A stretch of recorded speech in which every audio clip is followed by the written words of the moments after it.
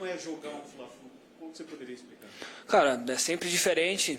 Eu acredito que no começo do ano a gente... Acredito não, a gente jogou 4 ou 5 jogos contra o Fluminense, né? 4 jogos, né, no Campeonato Carioca, Guanabara, Taça Rio.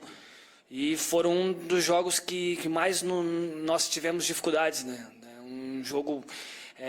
jogos muito difíceis contra uma equipe que tinha uma variedade muito grande dentro de campo, né, com o Diniz naquela época. Então acredito que vai ser um jogo do mesmo estilo, um jogo difícil contra uma equipe que precisa da vitória como nós. Então a gente espera que a gente possa estar numa grande tarde e que a gente possa fazer o que a gente vem fazendo, cara, com a mesma inteligência, com a mesma capacidade e um ajudando o outro dentro de campo, que a gente possa fazer uma grande partida. Olha, foram 5 jogos nesse ano entre Flamengo e Fluminense. Eles vão para o 6º. O Flamengo, por exemplo, vai ter o seu 3º treinador diferente nos Fla-Flus de 2019. O 3º. Vai pedir música no Fantástico. A gente vai lembrar a história do terceiro. O Abel, aí o Marcelo, que era interino, e agora o Jorge Jesus. O Fluminense teve Fernando e o Diniz... Oswaldo e Marcão. Oswaldo e Marcão. Os dois podem pedir música no Fantástico. Ah, o Oswaldo? Não, o Oswaldo não dirigiu o Fla-Flu. Acho que não. Acho que Fla-Flu não. Acho que foram 2 do Diniz. Só o Diniz, Verdade. só o Diniz. Foram só o Diniz que dirigiu. Agora o Marcão. Capítulo Fla-Flu de 2019. Vamos saber o que o Plácido Berci conta das notícias do Fluminense. Bem-vindo ao Seleção, Plácido. Fala, Ezequiel, um abraço para você, um abraço para todos da mesa, todos que estão assistindo ao Seleção Sport TV. Dá pra gente dizer que é o momento mais desafiador do Marcão desde que ele assumiu o comando da equipe, né, no início do mês. Vinha numa série invicta de 5 jogos, perdeu ontem em casa de virada. A torcida vaiou 2 jogadores importantes do time, o Ganso, o João Pedro. E agora tem uma missão nada fácil, né, de enfrentar o rival e líder do campeonato. Vocês mostraram aí o retrospecto nesse ano. Se o Fluminense vencer, iguala esse retrospecto nesse ano, ficariam 2 vitórias para o Flamengo, 2 empates e 2 vitórias para o Fluminense. O jogo de ontem marcou essa derrota, né, esse fim da invencibilidade do Marcão como técnico do Fluminense, mas foi um jogo muito especial para o Frazan, zagueiro de 23 anos, cria aqui do Fluminense, que marcou logo aos 3 minutos o primeiro gol dele como profissional. Ele se emocionou muito ali na comemoração, até chorou e dedicou esse gol para o Nicolas, que é o filho dele, recém-nascido. E o Frazan foi o escolhido justamente para falar com os jornalistas agora há pouco em entrevista coletiva. Ele está confirmado como titular para esse jogo contra o Flamengo, vai substituir o Digão, que ainda não joga, está se recuperando de uma lesão na coxa direita, é o único desfalque do Fluminense para o clássico contra o Flamengo. E o Frazan também falou que acha bom o Flamengo ter todo o favoritismo para esse jogo, já que o Fluminense gosta de surpreender em jogos desse tipo.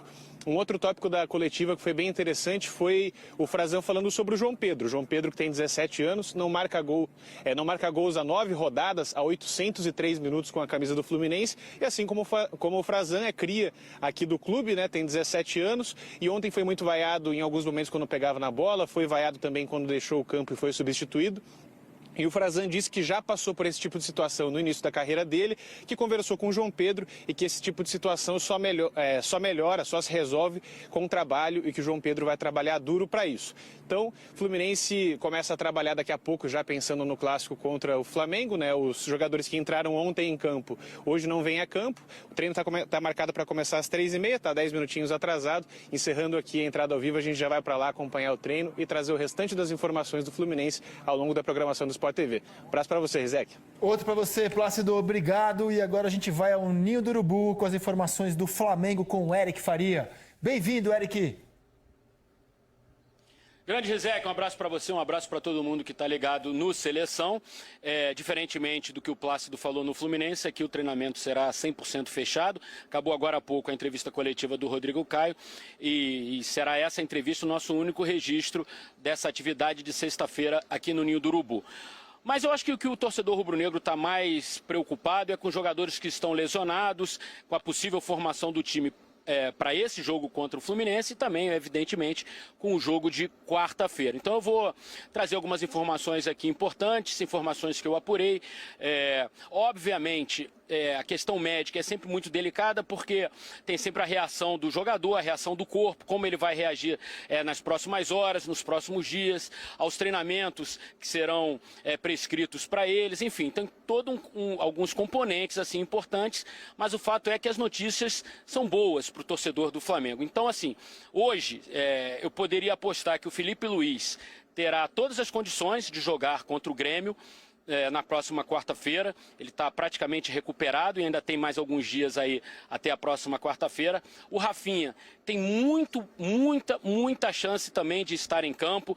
Inclusive o Flamengo está montando uma operação, está trazendo da Europa um capacete, né? A máscara é descartada, ele não vai jogar com máscara, mas um capacete tipo aquele que os goleiros usam, né? O Peter Cech, por exemplo, ele é o detentor talvez da marca ou da fabricação desse capacete que foi adaptado para o futebol. Ele foi inspirado no rugby e foi adaptado para o jogador de futebol com a frente um pouquinho mais estendida, né? Em relação ao rugby, o Flamengo está importando um capacete desse modelo para ver se o Rafinha consegue nos treinamentos se adaptar, mas eu acho que mesmo que ele não se adapte bem ao capacete, o Rafinha, eu diria hoje, tem 90% de chance também de estar em campo. Então, são dois problemas a menos, eu diria, para o Jorge Jesus na partida contra o Grêmio, que é a presença dos dois laterais, que são peças fundamentais nessa engrenagem rubro-negra. Para domingo, eu acho bem pouco provável que os dois estejam à disposição, até porque o Flamengo, eu imagino, não vai arriscar os dois voltando de lesão num jogo do Campeonato Brasileiro, tendo já a Libertadores na quarta-feira. A surpresa, isso para mim é muito impressionante, pode ficar por conta do aproveitamento do Arrascaeta na próxima quarta-feira.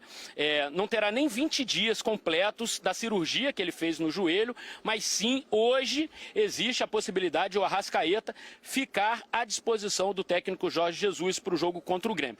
Obviamente não seria para jogar 90 minutos, obviamente não seria para ele começar a partida, mas existe sim uma grande chance de o Arrascaeta estar no banco de reservas, assim como aconteceu na partida contra o Emelec. Eu acho que o pessoal vai lembrar que ele também tinha uma lesão, havia uma discussão se ele jogaria ou não jogaria. Eu trouxe a informação até de que ele ficaria à disposição do técnico Jorge Jesus, como de fato ficou. Então essa seria assim talvez a grande surpresa desse noticiário médico, aproveitando até que hoje é dia do médico aqui no Brasil, né, Rizek? Então acho que são essas as boas notícias. Sobre os outros jogadores lesionados eu não consegui apurar, o Diego, o Berril, enfim, mas eu acho que esses três são titulares, são jogadores hoje mais importantes na engrenagem, então acho que são boas notícias para o torcedor do Flamengo. Para o Fla-Flu, eu acho que o Jorge Jesus vai praticamente pôr quem ele tem à disposição, não certamente com esses jogadores que estão voltando de lesão, viu, Rizek? Um abraço para você. Outro, Eric, como o Flamengo, a gente pediu previsões, informações, o Flamengo optou por guardar sigilo, só se pronunciar por boletim médico sobre os jogadores. Então, como o Flamengo não fala sobre isso abertamente, só tendo um repórter fuçador para a gente ter as informações. Obrigado, Eric, aquele abraço para você, meu velho, até a próxima. Surpreendente mesmo, cara. Se o Arrascaeta aparecer em condição de jogo... Uma boa notícia. Aliás, os três